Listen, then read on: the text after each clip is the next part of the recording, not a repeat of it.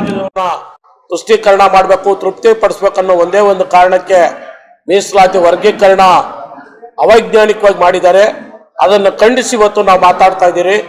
ಸರ್ಕಾರ ಇವತ್ತು ಸಮಾನತೆ ಕೊಡಬೇಕು, ನಾವು ಬೇಡ ಅಂತ ಇಲ್ಲ. ಆ ಸಮಾನತೆ ಕೊಡುವಾಗ ಏನು ನಾಗಮೋಹನ್ ದಾಸ್ ಅವರು ಅವೈಜ್ಞಾನಿಕವಾಗಿ ವರದಿ ಕೊಟ್ಟಿದ್ದಾರೆ, ಅದನ್ನೇ ಮಾನದಂಡವಾಗಿ ಇಟ್ಕೊಂಡು ಅವರು ಒತ್ತಡಕ್ಕೆ ಮಣಿದು ತರಾತುರಿನಲ್ಲಿ ಇವತ್ತು ಮೀಸಲಾತಿ ವರ್ಗೀಕರಣ ಮಾಡಿದ್ದಾರೆ. ವರ್ಗೀಕರಣ ಮಾಡುವಾಗ ಮಾದಿಗ ಮತ್ತು ಮಾದಿಗ ಸಂಬಂಧಪಟ್ಟ ಜಾತಿಗಳನ್ನ ವರ್ಗ ಎ ಅಂತ ಮಾಡಿದ್ದಾರೆ. ವಲಯ ಮತ್ತು ವಲಯಕ್ಕೆ ಸಂಬಂಧಪಟ್ಟ ಜಾತಿಗಳನ್ನ ವರ್ಗ ಬಿ ಅಂತ ಮಾಡಿದ್ದಾರೆ. ಮತ್ತೆ ಇತರೆ ಬೋವಿ ಲಂಬಾಣಿ ಇತರೆ ಜಾತಿಗಳನ್ನ ವರ್ಗ ಸಿ ಅಂತ ಮಾಡಿದ್ದಾರೆ.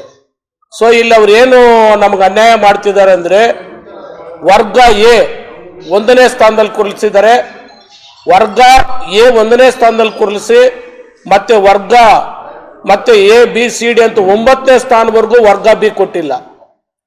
ಅಂದ್ರೆ 9 ಪೋಸ್ಟ್ ತಕೊಂಡ್ರೆ 9 ಸ್ಥಾನಗಳವರೆಗೂ ನಮಗೆ ಮೀಸಲಾತಿ ವರ್ಗ 1ಕ್ಕೆ ಹೋಗ್ತದ. 9ನೇ ಸ್ಥಾನಕ್ಕೆ ನಾವಿದ್ದೀರಿ, ವರ್ಗ ಬಿ ಇದ್ದೀರಿ. ಇಲ್ಲಿ ಅನ್ಯಾಯ ಆಗ್ತಾ ಇದೆ. ಅವ್ರು ಮಾಡಬೇಕಾಗಿರೋದು ಇತರೆ ಹುದ್ದೆಗಳ ಮೀಸಲಾತಿಯನ್ನು ಕೊಟ್ಟಿದ್ದಾದ ಮೇಲೆ ಪರಿಶಿಷ್ಟ ಜಾತಿ ಮೀಸಲಾತಿ ಕೊಡುವಾಗ ವರ್ಗ ಎ, ವರ್ಗ ಬಿ, ವರ್ಗ ಸಿ ಕೊಟ್ಟು ಏನು ಪೋಸ್ಟ್ಗಳು ಸರ್ಕಾರ ಇವತ್ತು ಕಾಲ್ಪರ್ ಮಾಡ್ತಾರೋ ಆ ಎಲ್ಲ ಪೋಸ್ಟ್ಗಳಲ್ಲಿ ಸಮಾನ ಹಂಚಿಕೆ ಆಗಬೇಕು. ಇವರು 6 ಅಂತ ಏನು ಮೀಸಲಾತಿ ಘೋಷಣೆ ಮಾಡಿದಾರೋ ಆ ಉದ್ಯೋಗ ತುಂಬೋ ಸಂದರ್ಭದಲ್ಲಿ ರ್ಯಾಂಡಮೇಷನ್ಗೆ ಹಾಕದೆ ನಮಗೆ ಸಮಾನತೆಯಾಗಿ ಉದ್ಯೋಗ ಸಿಗಬೇಕನ್ನೋ ರೀತಿ ಸರ್ಕಾರ ಎಚ್ಚರಿಕೆಯಿಂದ ಮಾಡಬೇಕಾಗಿತ್ತು. ಇವರು ಒತ್ತಡಕ್ಕೆ ಮಣಿದು ಯಾರೋ ಒಬ್ರು ಗಲಾಟೆ ಮಾಡ್ತಾ ಇದ್ದಾರೆ, ಅವ್ರು ಗಲಾಟೆ ನಿಲ್ಲಿಸಬೇಕು. ಅವು ಇಲ್ಲಾಂದ್ರೆ ನಮ್ಮ ಸರ್ಕಾರಕ್ಕೆ ತೊಂದರೆ ಆಗುತ್ತೆ ಅನ್ನೋ ಒಂದೇ ಒಂದು ಕಾರಣಕ್ಕೆ ಇವರು ತರಾತುರಿನಲ್ಲಿ ಮಾಡಿದ್ದಾರೆ.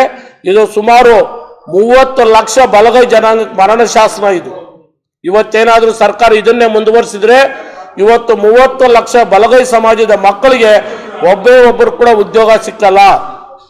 ಇವತ್ತೇನು 56,000 ಜನ ಉದ್ಯೋಗ ತುಂಬ್ತೀನಿ ಅಂತ ಸರ್ಕಾರ ಹೊರಟಿದೆ. 56,000ದಲ್ಲಿ ಒಬ್ಬ ಬಲಗೈ ಸಮಾಜದವ್ರಿಗೆ ಈ ರೀತಿ ರ್ಯಾಂಡಮೇಷನ್ ಆಗಿ ಹೋದ್ರೆ ಉದ್ಯೋಗ ಸಿಕ್ಕಲ್ಲ. ಅದನ್ನೆಲ್ಲ ಕೂಲಂಕುಷವಾಗಿ ಮನಗಂಡು ಪರಿಶೀಲನೆ ಮಾಡಿ ತಾಂತ್ರಿಕವಾಗಿ ಕೂಡ ನಮಗೆ ಅನ್ಯಾಯ ಆಗದ ರೀತಿ ಸರ್ಕಾರ ನಡ್ಕೊಬೇಕು. ಇಲ್ಲ ಅಂದ್ರೆ ನಾವು ಕೂಡ ರಾಜ್ಯದಲ್ಲಿ ಉಗ್ರವಾದ ಹೋರಾಟ ಮಾಡೋ ಶಕ್ತಿ ಇದೆ. ನಾಳೆಯಿಂದ ನಾವು 27ನೇ ತಾರೀಕು ಸರ್ಕಾರದ ನಡೆ ನೋಡಿ ನಾವು ಬೀದಿಗೆ ಇಳಿದು ಹೋರಾಟ ಮಾಡಬೇಕಾಗುತ್ತೆ. ನಮ್ಮ ಮಕ್ಕಳು ನಾವು ಹೋರಾಟ ಮಾಡ್ತೀರಿ ಅಂತ ಈ ಮುಖಾಂತರ ಎಲ್ಲರಲ್ಲಿ ವಿನಂತಿ ಮಾಡ್ತಾ ಇದ್ದೀವಿ. ದಾಸವರು ಕೋಲಾರ ಜಿಲ್ಲೆಯವರು, ನಾಗಮೋಹನ್ ದಾಸ್ ಅವ್ರ ಊರು ಪಕ್ಕ ಇರೋದೇ ಕೆಜಾಪ್ ಪೆರಿಯ. ನಮ್ಮದು 3 ಭಾಷೆ ಮಿಶ್ರಿತ ಜಿಲ್ಲೆ. ಈ ಕಡೆ ಶ್ರೀನಿವಾಸಪುರ, ಚಿಂತಾಮಣಿ, ಬಾಗೇಪಲ್ಲಿವರೆಗೂ ಆ ಭಾಗದಾಗಿರೋ ವಲಯರ್ನೆಲ್ಲನೂ ಮಾಲಾ ಅಂತಾರೆ. ಈ ಕಡೆ ಕೆಜಾಪು ಆನೇಕಲ್ವರೆಗೂ ತಮಿಳುನಾಡು ಬಾರ್ಡರ್ ಇರೋ ಎಲ್ಲ ವಲಯರು ಪೆರಿಯನ್ ಅಂತಾರೆ. ಸೊ ಇವರು ವಲಯ ಜಾತಿಗೆ ಸಂಬಂಧಪಟ್ಟಿದ್ದು ಪೆರಿಯನ್ನ ಮಾಲನ ಇವರೇನ್ ಮಾಡಿದ್ದಾರೆ, ಮಾದಿಗ ಜಾತಿಗೆ ಸೇರಿಸಿದ್ದಾರೆ. ಎಲ್ಲಿ ಸಂಖ್ಯೆನಾಗಿ ಸೇರಿಸಿದ್ದಾರೆ, ಸರ್ಟಿಫಿಕೇಟ್ ಆಗಿ ಸೇರಿಸಿಲ್ಲ. ಸಂಖ್ಯೆನಲ್ಲಿ 1,61,000 ಜನ ಬರ್ಸಿದ್ದಾರೆ. ಇವ್ರು ಎತ್ಕೊಂಡೋಗಿ ಅಲ್ಲಿ ಸೇರಿಸಿದ್ದಾರೆ. ಎರಡನೇದೇನು ಅಂದ್ರೆ, ಕೋಲಾರ ಜಿಲ್ಲೆನಲ್ಲಿ ಆದಿ ಕರ್ನಾಟಕ ಅಂದ್ರೆ ವಲಯ ಅಂತ, ಆದಿ ದ್ರಾವಿಡ ಅಂದ್ರೆ ಮಾದಿಗ ಅಂತ.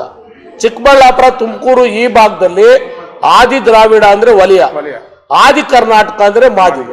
ಇದು ಕ್ಲಿಯರ್ ಕಟ್ ಆಗಿ ಎಲ್ರಿಗೂ ಗೊತ್ತಿರೋ ಸತ್ಯ. ನಾಗಮೋಹನ್ ದಾಸ್ ಅವ್ರು ಏನ್ ಮಾಡ್ಬೇಕಾಗಿತ್ತು ಅಂದ್ರೆ, ಕೋಲಾರ ಜಿಲ್ಲೆನಲ್ಲಿ ಯಾರ್ಯಾರು ಆದಿ ಕರ್ನಾಟಕ ಬರ್ದಿದ್ದಾರೋ ಅವ್ರ ಸಂಖ್ಯೆಯನ್ನ ವಲಯದ ಜೊತೆ ಹಾಕ್ಬೇಕಾಗಿತ್ತು. ಯಾರ್ಯಾರು ಆದಿ ದ್ರಾವಿಡ ಅಂತ ಬರ್ಸಿದ್ದಾರೆ ಅವ್ರ ಸಂಖ್ಯೆಯನ್ನು ಎತ್ತಿ ಮಾದಿಗರ ಲಿಸ್ಟ್ ಆಗಿ ಹಾಕ್ಬೇಕಾಗಿತ್ತು. ಚಿಕ್ಕಬಳ್ಳಾಪುರ ಕಡೆ ಯಾರು ಆದಿ ದ್ರಾವಿಡ ಅಂತ ಬರ್ಸಿದ್ದಾರೆ ಅವ್ರನ್ನ ವಲಯರ್ಗೆ ಹಾಕ್ಬೇಕಾಗಿತ್ತು. ಆದಿ ದ್ರಾವಿಡ ಆದಿ ಕರ್ನಾಟಕ ಚಿಕ್ಕಬಳ್ಳಾಪುರದಾಗ ಯಾರು ಬರ್ಸಿದ್ದಾರೆ ಅವ್ರನ್ನ 8 ಜಿಲ್ಲೆಗಳನ್ನ ಅವ್ರನ್ನ ಹಾಕಿದಿದ್ರೆ ಅವ್ರಿಗೆ ಏನ್ ತಿಳ್ಕೊಂಡಿದ್ದಾರೆ ಆಯೋಗದ ಸರ್ಕಾರದ ವರದಿ ಅಂದ್ರೆ, ನಮ್ಮ ಭವಿಷ್ಯ ರೂಪಿಸುವಂತ ವರದಿ. ಇವ್ರು ಕನಿಷ್ಠ ಪಕ್ಷ ಪಕ್ಕದ ಊರಲ್ಲಿರುವಂತ ಜಾತಿ ಯಾರನ್ನೋ ಅಷ್ಟು ಪರಿಜ್ಞಾನ ಇಲ್ದೇ ಇರುವಂತ ಅವರೇ ಹೇಳ್ತಾರಲ್ಲ, ನಾನು 3rd ಕ್ಲಾಸು ಅಂತ. ನಮ್ಮ ವರದಿನಲ್ಲಿ ನಿಜವಾಗ ಅವ್ರು 3rd ಕ್ಲಾಸ್ ಬುದ್ಧಿ ತೋರಿಸ್ಬಿಟ್ಟಿದ್ದಾರೆ. ನಮ್ಗೆ ಅಷ್ಟು ನೋವಾಗ್ತಾ ಇದೆ. ನಾಗಮೋಹನ್ ದಾಸು ನಾನು SLC 3rd class, PUC 3rd class, degree 3rd class ಅಂತ ಏನ್ ಹೇಳ್ತಾರೋ ಇವತ್ತು ಅವ್ರು ವರದಿ ಕೊಟ್ಟರು. ನಾನು ಹೇಳ್ತಾ ಇದ್ದೀನಿ, 3rd ಕ್ಲಾಸ್ ವರದಿ ಕೊಟ್ಟಿದ್ದಾರೆ ಅವರು. ಅವರೊಬ್ಬ ಮಾನವೀಯತೆಯನ್ನು ಮರೆತು ನಮ್ಮ ಮೇಲೆ ಏನೋ ಕ್ರೋಧ, ನಮ್ಮ ಮೇಲೆ ಸಿಟ್ಟಿಟ್ಕೊಂಡು ಇವತ್ತು ಅವ್ರ ವರದಿ ಮುಖಾಂತರ ನಮ್ಗೆ ಅನ್ಯಾಯ ಮಾಡ್ತಿದ್ದಾರೆ. ನಮ್ಮ ಮಕ್ಕಳ ಭವಿಷ್ಯಕ್ಕೆ ಅವರು ಕಲ್ಲಾಗ್ತಾ ಇದ್ದಾರೆ.